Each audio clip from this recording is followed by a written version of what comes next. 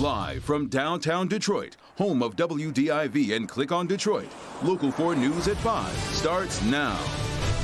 It is a harsh and heartbreaking daily reminder of the destruction the coronavirus is causing in Michigan. 1,953 new cases in the last 24 hours, and sadly 62 more deaths. As tonight, Governor Whitmer is warning the peak of this pandemic could still be a month out. As we come to you off the top of the 5 o'clock hour, we want to quickly run through today's major headlines. We start with the numbers. Here in Michigan, in total, there are 12,744 cases. Sadly, 479 have died from it. On the national stage, Dr. Anthony Fauci, the nation's top infectious disease expert, says the entire country should be under stay-at-home orders. Here in Detroit, the hardest hit area in the state, Mayor Duggan says it is time for all Detroiters to start wearing masks. The first 1,000 tests have now come back from the fairgrounds. 43% of the people tested are testing positive. This is double the testing rate the state has seen since this started. If you are in a group of 5 or 6 people, it is almost a mathematical certainty that one of the people in that group has COVID-19. And they may be very mild, they may not be showing symptoms, but they are spreading that infection to you without you knowing. It is time for people in this community to put on a mask or put on a scarf before you go out in public. This call for people to wear masks in public has been growing over the past several days. We're still waiting on official guidance from the CDC on this. It's expected to be a significant change to what we're told at the beginning of the outbreak. Dr. Frank McGeorge here now to explain why this is happening. I warned everyone from the beginning weeks ago. The advice we give would change over time as the situation changes and as we learn more about this novel virus. The evolving view on masks is based on both a change in our community and some new information. While originally thought to spread primarily through large respiratory droplets when we cough or sneeze, experts now believe there is a significant amount of spread linked to people even without symptoms. That means the virus could be transmitted in a fine aerosol simply by talking or breathing. The idea of someone who's asymptomatic shedding high titers of virus is very disturbing, because that person could be out there feeling well and inadvertently and innocently spreading the infection. Another factor in favor of wearing masks, we've now reached a high level of community spread. You need to assume that anyone you come in contact with could be infected. Now, one important goal of face covering is to reduce the risk of you spreading the virus to others. But even if everyone wears a mask, it is not a substitute for more effective measures, including staying home, social distancing, and washing your hands frequently.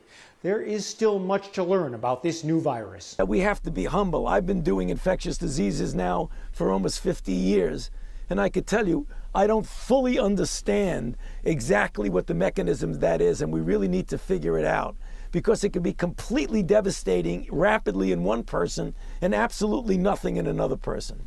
Now, you can make a homemade mask out of fabric or even a bandana, but it needs to be secure so you don't need to touch or adjust it while it's on. And this is important. Wash your hands before you put it on and after you take it off. Also, wash the mask regularly. Back to you. All right, thank you, Doc. And if you do want to make a fabric mask, you can find some how-to videos on the coronavirus page at clickondetroit.com. It was interesting. My mother-in-law was making masks on the phone and showing my kids them today. And we were picking out colors. So well, the fashion part of this is going to be important now. Definitely. Yeah. Well, as we know, it is nice out, but the governor says leaving your home should be very, very limited. Yeah, with these strict guidelines now in place, our Kim DeGiulio set out to find out if people are paying attention and trying to stay safe.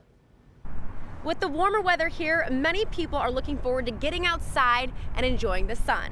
However, it's important that we still keep a safe space between each other to help stop the spread of COVID-19.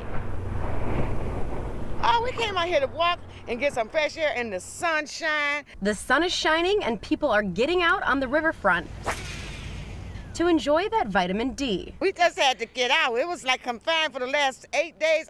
We had to get out. Health professionals say getting outside is good for you, but it's important to still keep your distance. Yeah, we're gonna 6 feet away. I'm gonna be waiting. Hi, y'all, way over there. How you doing, Mr. Man? While Detroit's public areas are open, other cities have had to crack down. In New York, all public areas have been shut down.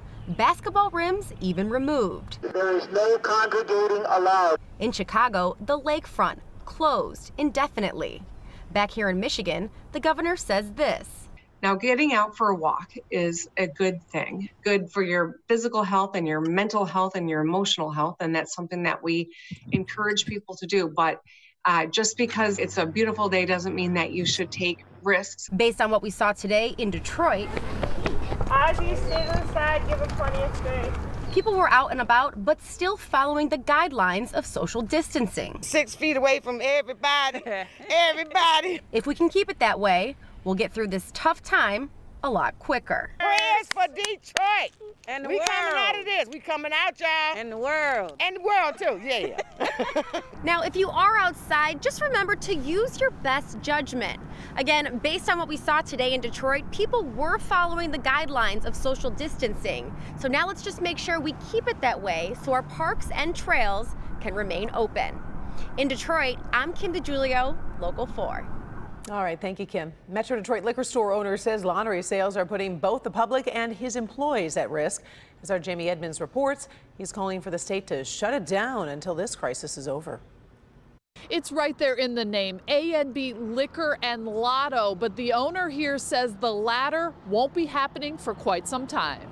Ivan Karana has been in the liquor business for nearly 30 years. His store in Shelby Township is deemed an essential business, so he's open, but he's made some changes. We've put markers in the store, 6 feet markers between the counter and lines for the customers. Karana says he started to feel uncomfortable with his lottery sales, particularly with people congregating.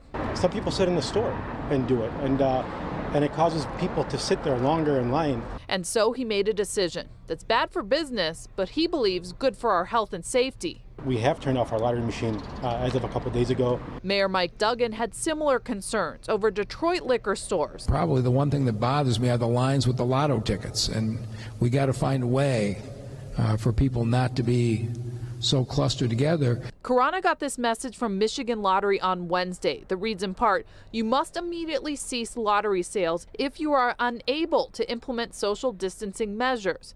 That statement goes on to say there will be no penalties for deactivating machines. Karana says it's a start, but he believes the state should do more. They have ways of playing online gambling. So person-to-person lottery is not essential whatsoever. When asked today about the lottery and if in-person sales should stop, Governor Whitmer had this to say to Local 4. We are continuing to have a conversation with the state lottery, with the retailers, and we're going to move forward to make sure that people are protected. For now, it's up to the retailers to decide if you can buy lottery tickets at their establishment. Jamie Edmonds, Local 4. All right, thanks, Jamie. By the way, we did speak with Jeff Holyfield. He's the director of public relations for Michigan Lottery. He says every retailer must comply with the governor's social distancing orders. If they don't, the lottery can deactivate terminals, and those retailers could face fines and disciplinary action. He says it is the governor's call to stop in-person sales. Tonight in Washington, questions about supply and relief to the rest of the country, from critical shortages of medical supplies to small businesses that are basically on a kind of life support. The government is promising help is on the way. Alice Barr has more from the nation's capital. Alice. Devin, right now, roughly half the world's population is on lockdown in the race to contain the coronavirus pandemic, but some U.S. states still are not, raising questions about the need for a national lockdown. As coronavirus cases explode across the country, the governor of New York warning his state could see its peak in 7 days, with only enough ventilators to last 6. He's ordering the National Guard to commandeer the life-saving machines from institutions that don't need them. Overwhelmed healthcare workers begging for supplies to save their patients. People that if we don't get what we need, will die. And that is something that will be on their conscience, not mine, because I'm here. The desperation showing the disconnect between the Trump administration's optimistic claims they're meeting states' needs and the grim reality on the front lines. The cities around America with 300 cases should realize the only difference between them and New York is 2 weeks. Health experts now say the virus could spread through simply breathing or talking. The White House reportedly preparing to advise people to start wearing makeshift face coverings, while stressing that does not substitute for social distancing. And as several states still have not issued orders to stay home, the nation's top infectious disease experts saying there should be a nationwide order. If you look at what's going on in this country, I just don't understand why we're not doing that. We really should be. New unemployment numbers out today show more than 700,000 American jobs lost in March before the worst of the crisis hit. Restaurants, retail, and construction among the most affected. Today, the $350 billion federal Paycheck Protection Program begins taking applications.